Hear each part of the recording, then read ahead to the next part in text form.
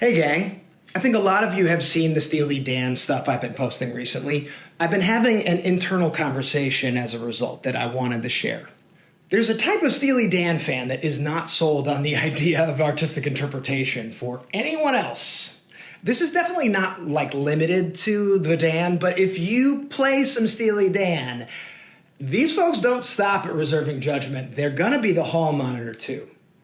I've heard from them, it seems miserable. Look, if I had to be Bernard Purdy, Gadd, Carlock, any of them, if I had to be all their drummers to do the gig, I would be miserable too. So this post is about compassion. Have compassion for yourself, sure, but have compassion for the cynics too, because they don't want you to have compassion for yourself while they're looking out at you from their own mental kennels. Look, I get it. I'm an obsessive mind. I go down the same rabbit holes about getting all the beats and the fills and the arrangement right. Every time I start learning a new set, a new cover, a new tribute. And when the roles are reversed, I definitely find myself being judgmental about other musicians playing or decision making. But the problem here is that that's also inherently about taste.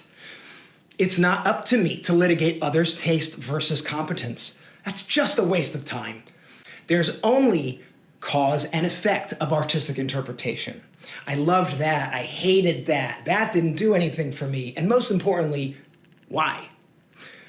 There's an interesting thing that happens when you apply that type of rational artistic lens onto an obsessive mind like this one, and then start down the rabbit hole of learning a new thing. Eventually, if you don't course correct, you will bore through to the other side where the cynics are. And once you start justifying your taste, your circumstances, then justifying your existence is really not far behind. And that's where the trap is. They don't have to win to suck a ton of bandwidth and energy, enough to make you second guess your next effort. And now the toxic cycle is inside the house. Well, look, accepting any part of this is accepting the cynics' premise. And the problem is that they couldn't succeed under their own premise, their own rules either. Well, one part of that I'm realizing I accepted subconsciously was mentally defending my playing, my decisions, my imperfections, rather than accepting this is a damn hard job most of the time. And managing under difficulty is the real qualifier of a high-level musician. Turns out sometimes acknowledging reality can be compassion. Because, have I mentioned that I was a sub on this gig? Yeah, I studied and I practiced a lot, but there are real practical limitations that I have to consider when preparing and then playing. Do I want every fill, every pattern, every vibe to hit the mark in a tribute band? Hell yeah! But it's not realistic, especially as a sub, so why would I prepare that way? With any job, there is a hierarchy of needs. You learn what keeps the bus on the road first, and that is, number one, the beats and the grooves themselves, and number two, the form or the structure of the tune. After that, you have to triage the details, and Steely Dan has a lot of them. So to that end, I'm gonna let you all in on some of the wonky, unseen aspects that were going on here at this gig.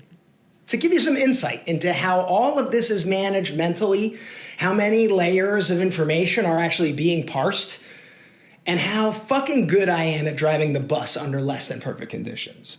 So, starting with the next video I'm going to put up, which is Babylon Sisters, by the way, you're going to start seeing some of this stuff in the videos, text on screen, me describing, either what's going on right now, or what I'm thinking about, or how I would approach the prep, and then how that idea meets reality once you're on stage.